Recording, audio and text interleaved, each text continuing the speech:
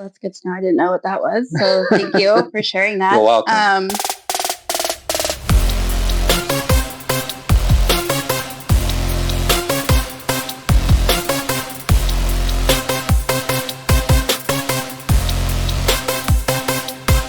So, what is something else that would be really important to share with candidates about interviewing here? I think a big thing of how we go about and assess talent here, when you come on site and you come on site for an interview, we want to understand your background, what technical skills you have, and real world examples of that. So you'll find and you'll see that we'll be asking you behavioral based questions.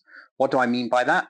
An example could be, tell me of a time where you partnered with a team and you had to manage a conflict. How did you manage that conflict? Who did you partner with? And what was the ultimate solution?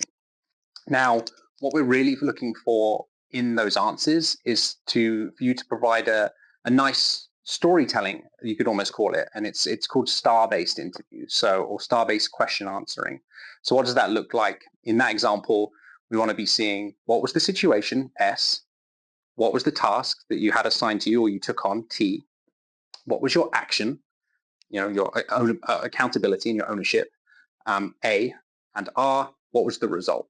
So we're really looking for that. How can you tell us a nice story that encapsulates your part that you played or people that you collaborated with, to really give us those grounded examples of how you perhaps would face similar examples in a role here at Fenton.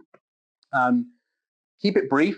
Don't worry, it doesn't have to be 5-minute long answers. If we want to find out more information, you can definitely expect that we'll follow up with questions.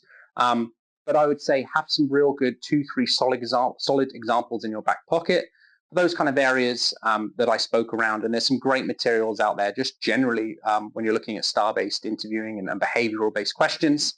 So definitely come prepared with that. I'd say that's a really good tip.